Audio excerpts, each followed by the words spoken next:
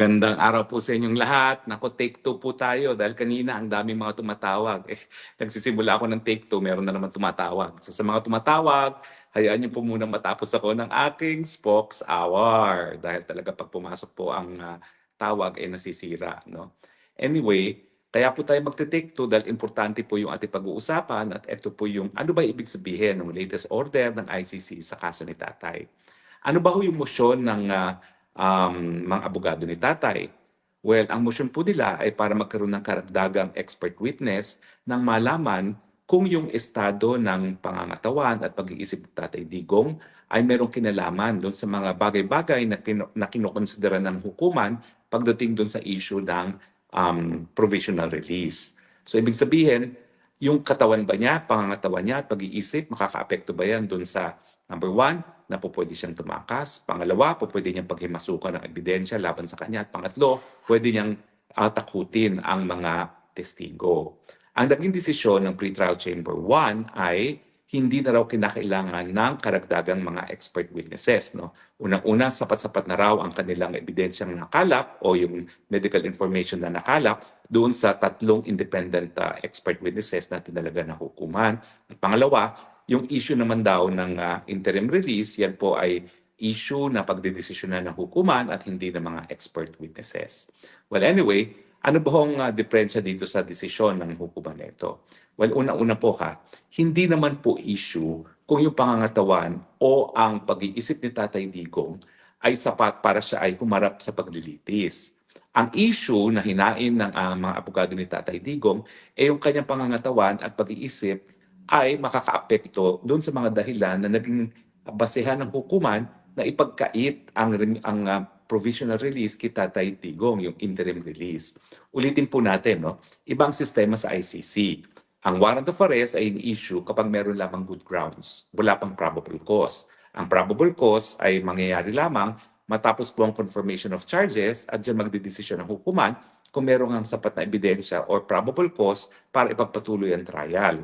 So, binabalanse ng hukuman yung napakababang threshold para magkaroon ng warrant of arrest sa pamamagitan ng interim release. No?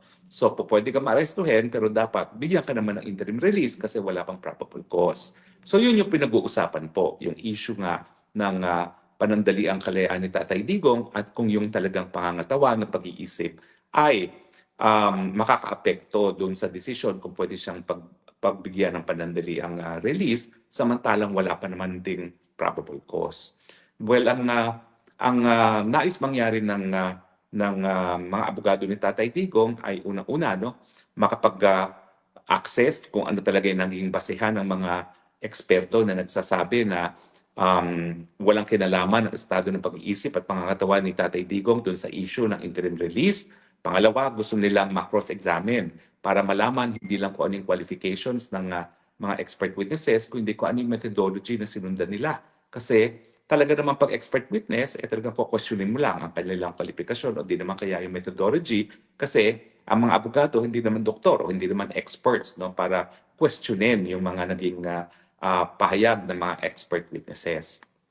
Now, ang pula ko lang dito sa order na naman ng ICC na ito ay parang hindi naman nila sinagot yung nais na mangyari ni Tatay Digong. Ang nais na mangyari ni Tatay Digong, irebisa kung yung mga sinasabi na mga di umanong dalubhasa tungkol sa kanyang kalusugan at estadong pag-iisip ay makakaapekto sa desisyon ng panandaliang kalayaan.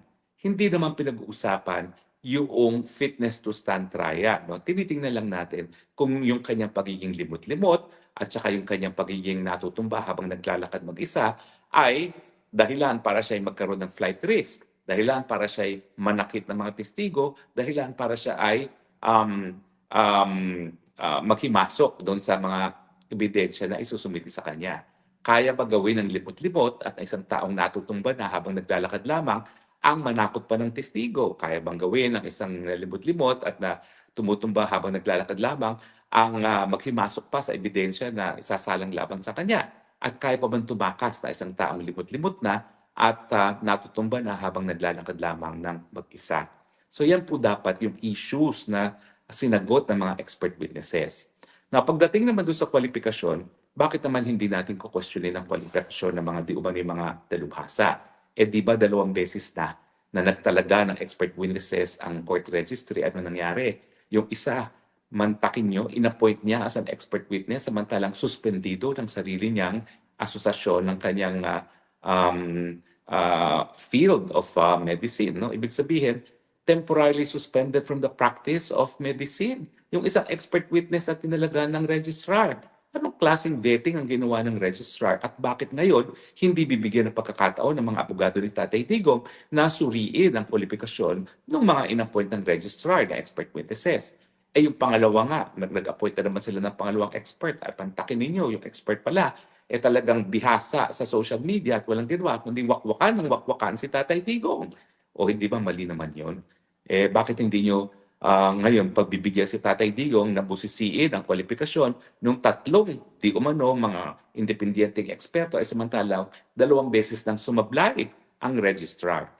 Ibig sabihin po, dahil 2 beses sumablay ng registrar, chances are may mga bagay-bagay na po pwedeng questionin din si Tatay Digong pagdating pa lamang sa issue ng kwalifikasyon. At syempre, ang pinaka-importante, yung methodology. Alam nyo, ang pinaka-technical expert witness na naipresenta ko ay sa Maguindanao Massacre case. No? At ang pinipresenta ko yung isang DNA expert, no? Na nagsabi nga na sa pamamagitan ng DNA, yung mga labi ng mga hindi na ma-recognize ay labi ng mga biktima. Now, kapag technical kasi ang pinag-uusapan at expert witness ang testigo, hindi mo po pwedeng questionin ang conclusion na hindi mo kinu-question ang methodology. So sa DNA, pwedeng sabihin na nagkaroon ng, kumbaga, ano tawag ng contamination sa handling of the evidence, no? Makakaapekto yan dun sa conclusion. So, syempre, kinakailangan din natin malaman kung ano yung naging methodology ng di umanong mga independenteng expert witnesses sa kanilang conclusion na hindi makakaapekto ang pagiging libot-limot at pagkakatumba ni Tatay Digong habang naglalakad lamang dun sa issue na siya po pwedeng tumakas, na sa issue na kung siya po pwedeng malakit ang testigo at sa issue na kung pwede pa niyang paghimasukan ang ebidensya laban sa kanya. Ano naman ang ginawa nilang methodology dyan para sabihin na isang 80 anyos na natutumba na nga at limot-limot ay po pwede pang tumakas at gawin yung mga sinasabi nila na po pwedeng gawin laban sa testigo at laban sa mga ebidensya sa kasong yan.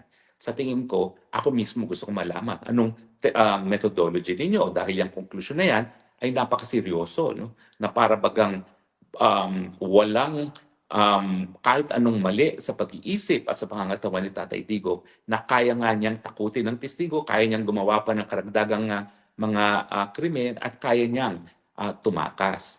Sa totoo lang po, siguro kung may ganyan talagang estado ng pag-iisip at si Tatay Digong, nagawa na yan. Pero sa katotohanan, wala na po ang talagang estado ng pag-iisip at katawan para gawin yung mga bagay-bagay na yan. Ang kinakailangan ngayon ni Tatay Digong ay caregiver. Hindi niya kinakailangan ng kahit ng expert witnesses na magsasabi na walang diferensya sa kanyang pag-iisip at sa kanyang pangangatawan para gawin yung mga extraordinary na mga bagay-bagay na ginagawa ng mga krimen, no, laban sa kanilang mga biktima. Ulitin ko po yung warrant of arrest, wala pang probable cause. Kaya nga po, importante para balansehin naman ang karapatan ng akusado sa ICC at para igalang ang karapatan ng kalayaan na talaga naman pong kinikilala sa karapatang pantao, dapat nagbibigay talaga ng interim release. At dito nga po, ang nais lang naman ni Tatay Digong, tignan natin pa. Tanungin pa natin yung mga ibang eksperto kung talagang yung pag-iisip at yung pangangatawan ay sapat para tumakas at gumawa ng mga krimen laban sa iba pang mga biktima o di naman kaya ay takutin ang mga testigo. So sa tingin ko po, itong desisyon nito ay nagpapatunay talaga na talagang kahit anong ihaing motion ni Tatay Digong, hindi nila tatantanan si Tatay Digong. Bakit?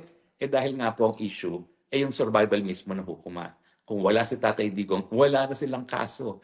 Nakatanga na lang sila sa ere kung hindi nila ipagpapatuloy ang kaso ni Tatay Digong na hindi naman po makatarungan. Siyempre po ay inaasahan pa rin natin anytime now yung decision pagdating sa jurisdiction Uulitin ko po yung ginawa ni Trump kay Maduro, wala pong pagkakaiba yan sa ginawa ni Marcos kay Tatay Digong. Kinidnap at sinurrender, illegal ang pamamaraan para makuha ang pagkatao ng isang akusado at sa tingin ko, sa larangan ng mga karapatang pantao, yan ay sapat na dahilan para ipatigil na ang jurisdiksyon ng hukuman at tuluyan ng ibasura ang kaso. Naku, nalulungkot ako kasi kanina mas marami tayong viewership. No? Ngayon, lumiit ng viewership. Miski tinekto ko dahil nawala nga daw yung aking sound system. Pero to summarize, no? Ang latest pong order ng hukuman ay binasura yung motion ni Tatay Digong na magkaroon ng karagdagang expert witnesses para malaman kung ang kanyang estado ng pangangatawan at pag-iisip ay makakaapekto dun sa mga bagay-bagay na magiging basihan kung kinakailangan o pwedeng magkaroon ng interim release si Tatay Digong. Itong mga factors na ito ay yung posibilidad na siya tumakas, posibilidad na siya gumawa ng mga karagdagang krimen at posibilidad na takutin ng mga testigo.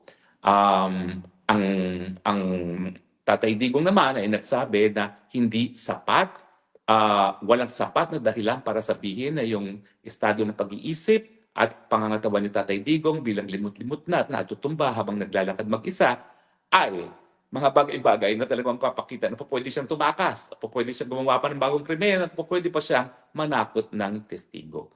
At ang aking konklusyon naman po, ang aking pula dyan, ay wala naman dapat masama kung magkakaroon ng karagdagang ebidensya dyan. Dahil in the first place, kaduda-duda naman yung kakayahan ng registrar mag-appoint ng talagang mga credible at mga kompetenteng mga expert witnesses dahil dalawang beses na silang pumalpak sa pag-appoint ng expert witnesses. Unang beses, suspendido pala from the practice of medicine yung na-appoint nilang expert.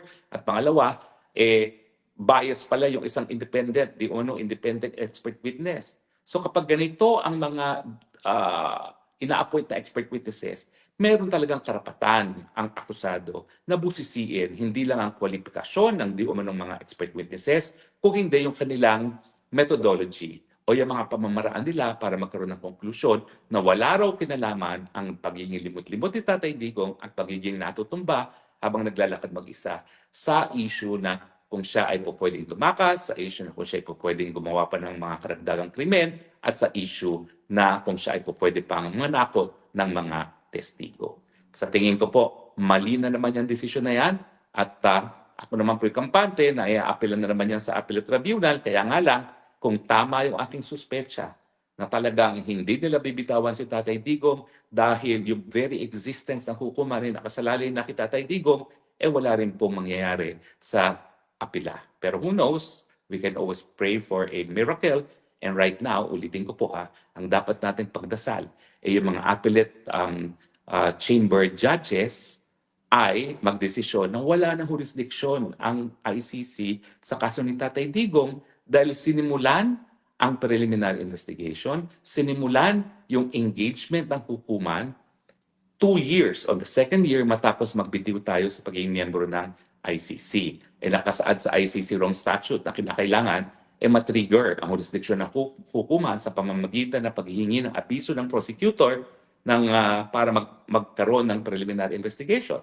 Pero dahil sa pangalawang taon na nga po ginawa yan ng prosecutor, wala ng jurisdiksyon ng hukuman nung nagkaroon ng order ang hukuman na pwede magpatuloy ang preliminary investigation. Well, I believe in the power of prayers po. At lalong-lalo na kung 2 or more of us will pray. So pagdasal po natin, dahil sa tingin ko, yan po talagang pinakamalakas at makatanging pamamaraan para mapauwi pa rin si Tatay Digong sa lalong mabilis na panahon. Pasensya na po kayo kung ako talaga ay umaasa pa rin na mapauwi si Tatay Digong dahil in the end, naniniwala pa rin ako that God will not allow an injustice to be done to a good man. At yan po si Tatay Digong.